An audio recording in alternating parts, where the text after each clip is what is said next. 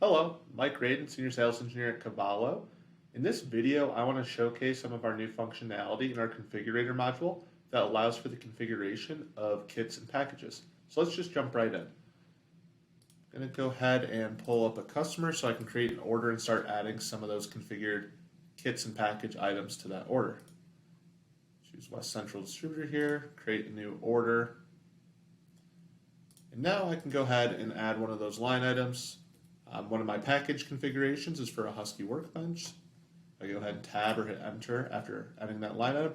I'll now see the sales line configurator.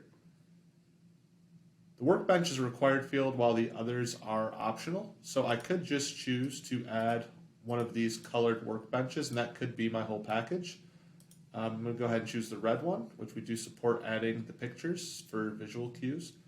I'm not going to add the toolkit. I will add the impact driver, the reciprocating saw, and now I can go ahead and do add and close. And that's going to add those items underneath my package all as separate line items. That's the difference between a package and a kit. Now if I go to add a kit, it's only going to show as one line item even if I select multiple options. For this configuration, I have 2 required items and 2 optional. So for my computer, I'm going to go ahead and choose the MacBook with the M2 chip.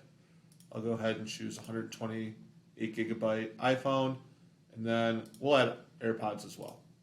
So now I can go ahead, do an add and close there. It'll create a concatenation or a string code based on my settings and configurator, and I also have some options to do some dynamic pricing and attribute adding as well. So now if I go ahead and save my order, I can see that I have those different line items, the package which breaks out each individual item, and my kit that stores it all as one line, but rolls up the cost and price into that.